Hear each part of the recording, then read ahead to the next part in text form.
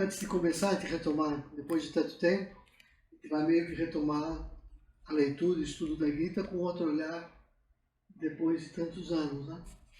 E eu queria fazer uma introdução ainda, antes de chegar à leitura, para falar, nós já falamos bastante a respeito, mas acho que falta um olhar ainda que não ficou claro para o grupo, né? Que é a importância desses dois textos, a Gita e o Mahabharata, não na nossa relação quando a gente estuda o texto, mas uma espécie de importância estranha e não muito ainda estudada e detectada, que é a importância na própria história do mundial, do século XIX e XX, com certeza, né? Então, eu só queria falar um pouquinho disso, para dar esse contexto, saindo mais da parte metafísica, teológica, e entrando um pouco na área que vai da filologia até a sociologia e a política, né? Por quê? Porque, vou falar especificamente da Gita para dar um contexto de por que esse texto é tão importante, tão atual e por que ele me atrai tanto, além do ponto da metafísica do texto, né?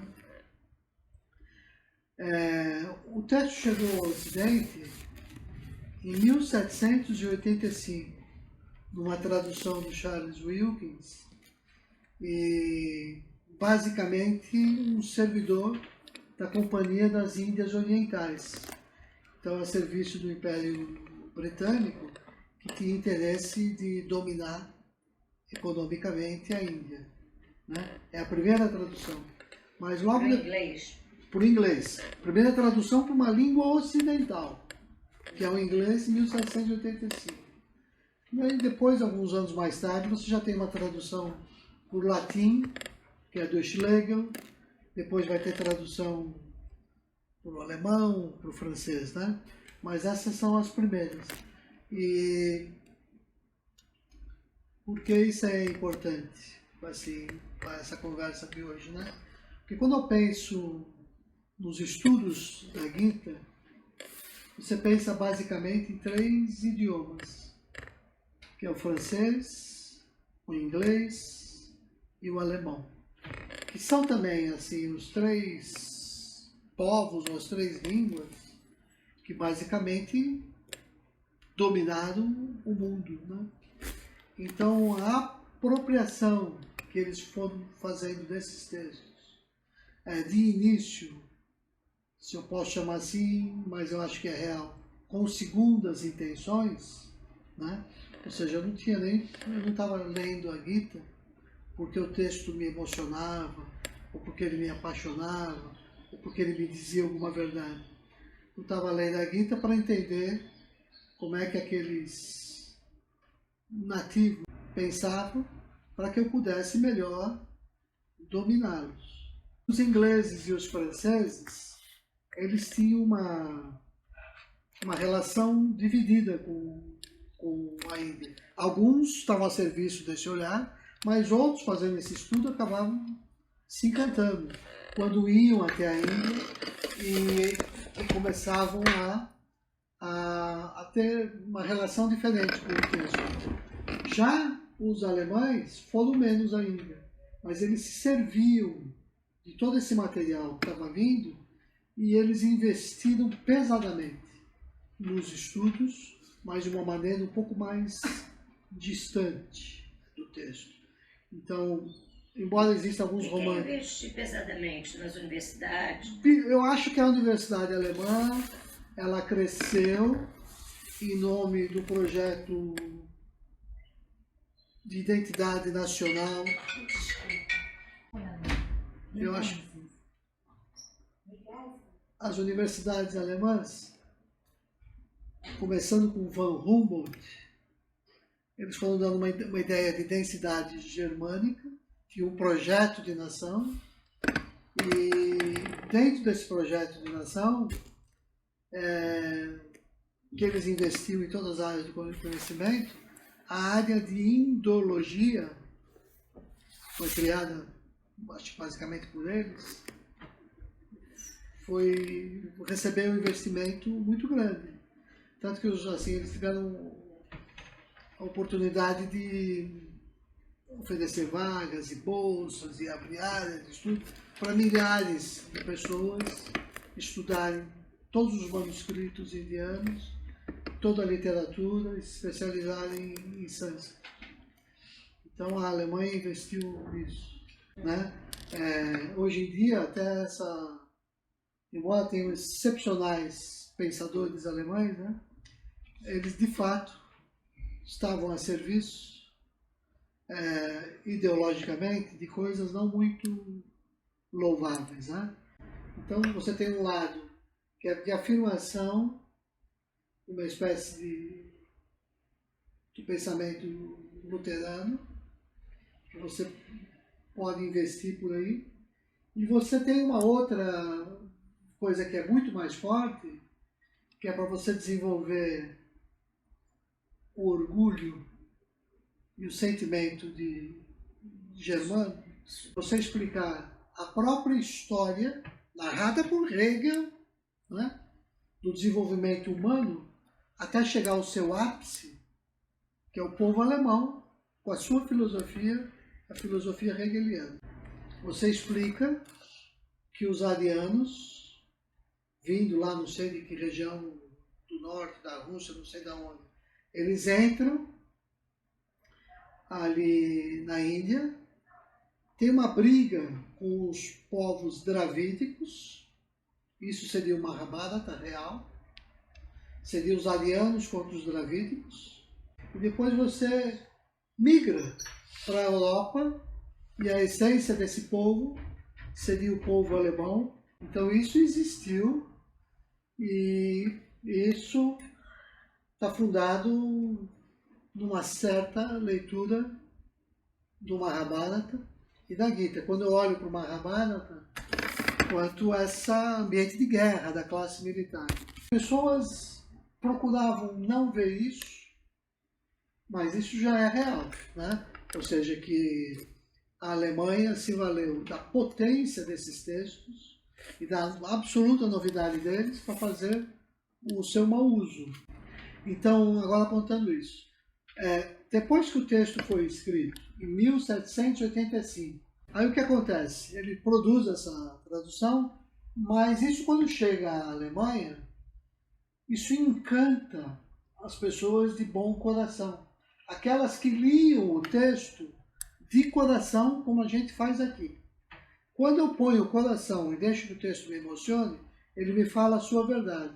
Então os românticos alemães e os transcendentalistas americanos, que às vezes eu menciono, vamos dizer, tipo Emerson, eles liam a Gita, isso me põe em contato com o sagrado, com o divino, com Deus, porque eles se permitiam se fundir com o texto e serem transformados pelo texto, e o texto se atualizava no tempo, ou seja, se eu estou falando na língua inglesa dos transcendentalistas e na língua alemã dos românticos. Eles se emocionavam, então o texto falava com eles. Agora tem uma postura distinta dessa, que é a postura absolutamente cega e dogmática no sentido mais amplo do termo. Isso quer dizer o seguinte: seja lá o que eu for ler, seja lá o texto que tiver, ou a verdade que tiver, eu fecho os meus olhos para tudo, porque nada vai contaminar a pureza da minha fé. Então, não importa aquilo que eu vou ver, nada vai me modificar. Então eu já vou com essa postura um pouco dura, que permite que eu use a cultura do outro como uma ferramenta para o meu benefício. Aí você tem a tradição de escolas, filósofos, filólogos e especialistas, de uma tradição que eles chamam ou de positivista, descendentes do filósofo Augusto Comte, ou de histórico-críticos, descendentes do filósofo Hegel, que tem um trabalho de ridicularizar e chamar de não científico e de ingênuo todo aquele leitor que se encante com a Gita. Então Hegel foi o primeiro que fez isso. Van Humboldt, encantado, comenta sobre partes dessa tradução feita por Schlegel para o latim, que era um filósofo romântico que entendeu a Gita, que se tocou com a Gita. Por isso que eles têm esse romantismo. E aí o Van Humboldt também se encantou com o texto, porque eles não tinham xenofobia e nem a visão etnocêntrica, ou melhor, eurocêntrica, que a gente vai encontrar em Hegel. Aliás, lembrando que o termo etnocentrismo foi cunhado como crítica à xenofobia do Hegel. O que o Hegel faz? Por volta de 1804, 1800 e pouco, ele começa a lecionar nas universidades contra tudo que é indiano. E, em especial, ele escreve sobre Schlegel, sobre a Gita de Schlegel com os comentários de Van Humboldt. A mesma coisa é feita com relação ao pensamento da Índia, mas a ideia política por trás é muito forte, né? Então, mas o que faz Hegel? Mesmo ele tentando ter essa visão totalmente descompromissada com a Gita, mas depois ele vai escrever um livro que se chama A Fenomenologia do Espírito Absoluto.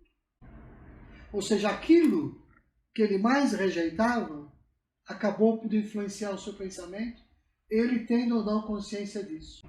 É que isso está de acordo com o próprio método que ele professa.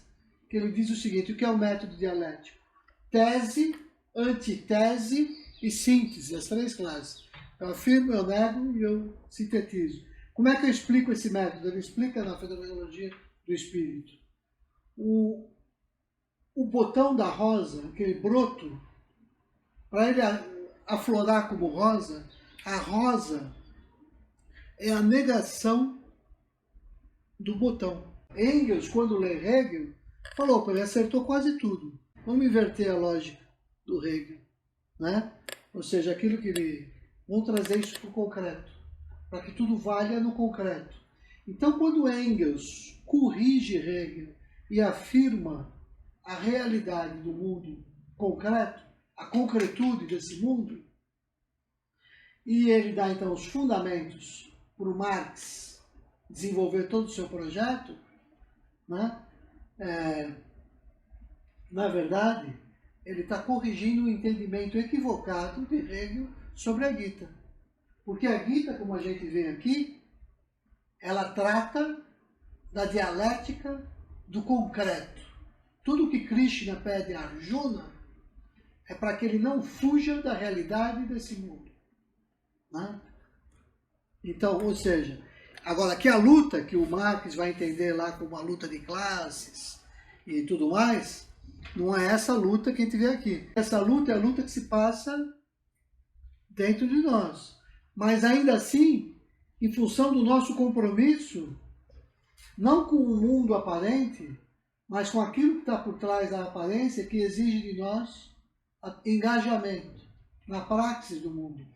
Agora, esse apelo popular que afastou um tipo de intelectual, é porque esse tipo de intelectual não percebe que a Gita é um poema, sim, de apelo popular, filosófico. Talvez o maior poema filosófico jamais escrito. Então, quem percebe essa dimensão filosófica da Gita são os românticos na Alemanha, os transcendentalistas nos Estados Unidos, né? Quando eu leio o texto, ele se transformou e veio para o presente, e a leitura não só transforma o texto, como o texto me transforma. Então, é aí que acontece a minha relação filosófica, sem esquecer que é poema. E é por isso que eu privilegio esse texto. Quando a Índia, depois de ser invadida e maltratada, ela reage divulgando para o mundo a sua filosofia e cultura, aquilo que lá era o Vedanta, chega aqui como uma espécie de neo-Vedanta, né? Que é o modo como Gandhi acessa o texto, Vivekananda, Yogananda, Ramakrishna. Você já não fala mais em sistemas de castas, você já não fala mais uma série de coisas, mas você privilegia essa espiritualidade que aqui no Brasil, em especial, a gente tem uma facilidade intuitiva muito interessante para absorver em função da nossa origem tropicalista, né? Você vê que a Gita que mais interessante no Brasil é uma Gita tropicalista. O sagrado pode se expressar dessa maneira tropicalista, né? Que fica bem com todas as tradições, da tradição do cristianismo da igreja, da tradição nativa nossa dos xamãs, com a tradição dos afrodescendentes. E aqui, por causa, por bem e por mal, né, dos nossos xamãs, por causa dos nossos médiums, por causa de tudo isso, a gente olha esse texto de uma maneira de coração mais aberto. E é isso que está permitindo, para mim, né, que permitiu o meu trabalho, por exemplo. Né? Quando eu falo de Sharadá, só para fechar essa, Sharadá é exatamente você, em tudo na vida, inclusive com o texto, se permitir ser transformado pela leitura, enquanto intérprete e enquanto leitor. Você ser vira uma coisa assim, é uma coisa só, uma unidade. O autor do texto, você o leitor e o texto ele mesmo é uma coisa só. Até onde eu percebo, é aqui no Brasil que isso é possível, até porque aqui, no idioma português, que para falar do ser, nós temos dois verbos. O verbo ser e o verbo estar. O verbo estar fala daquilo em nós, que são todas as impermanências que o budismo define muito bem. Todas as relações, que tudo passa, que tudo muda, e de interdependência. Eu sempre digo, eu estou nesse sentido. Agora, o verbo ser, que nós estamos aprendendo a usar, devia ser usado, se a gente acredita no certo sentido de ser, quando a gente vai falar daquela identidade nossa mais profunda, que a gente só pode dizer, eu sou. Eu sou de origem divina. Eu sou espírito. Eu sou eu, esse ser único que está aqui. Isso eu uso o verbo ser. Quando eu uso estou, eu estou falando desse ser em processo.